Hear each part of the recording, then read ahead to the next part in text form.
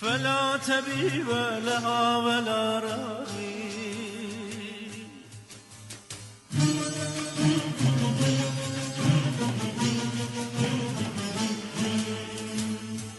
O creatures of Allah, the most beloved of Allah is he whom Allah has given power to act against his passions, so that his inner side is submerged in grief and the outer side is covered with fear. The lamp of guidance is burning in his heart. He has provided entertainment for the day that is to befall him. He regards what is distant to be near himself and takes the hard to be light. He looks at and perceives. He remembers Allah and enhances his actions. He drinks sweet water to whose source his way has been made easy, so he drinks to satisfaction and takes the level path. He puts off clothes of desires and got rid of his worries except one worry peculiar to him. He is safe from misguidance and the company of people who follow their passions. He has become the key to the door of guidance and the lock of doors of destruction. He has seen his way and is walking on it. He knows his pillar of guidance and has crossed over his deep water. He has caught hold of the most reliable supports and the strongest ropes. He is on that level of conviction which is like the brightness of the sun. He has set himself for Allah the glorified, for performance of the most sublime acts of facing all that befalls him and taking every step needed for it. He is a lamp in darkness. He is the dispeller of all blindness, key to the obscure, remover of complexities, and a guide in vast deserts. When he speaks, he makes you understand, whereas when he remains silent, then it is safe to do so.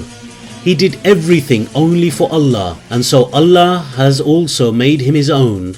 Consequently, he is like the mines of his faith and a stump in his earth. He has enjoined upon himself to follow justice.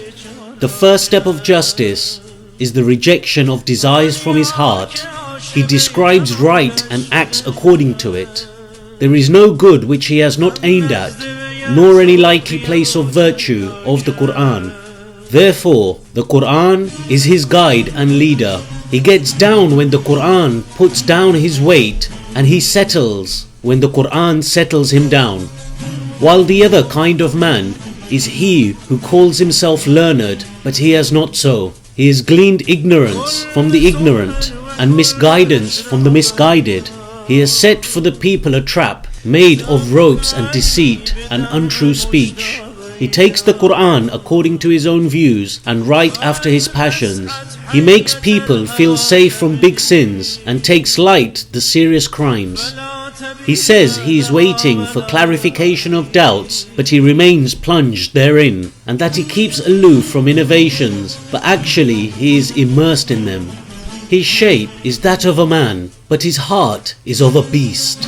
He does not know the door of guidance to follow, nor the door of misguidance to keep aloof from.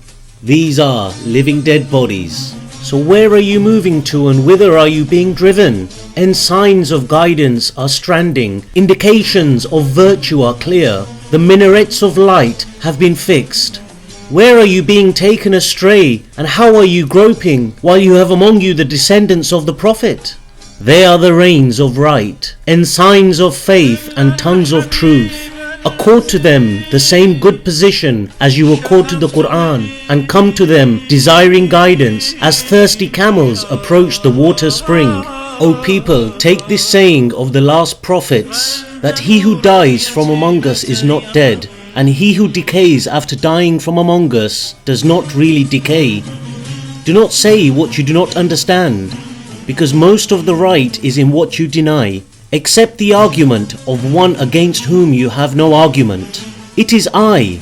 Did I not act before you on the Quran, and did I not retain among you the descendants of the Prophet, fixed among you the standard of faith, and I taught you the limits of lawful and unlawful. I clothe you the garments of safety with my justice and spread for you the carpet of virtue by my word and deed. I showed you high manners through myself. Do not exercise your imagination about what the eye cannot see or the mind cannot conceive.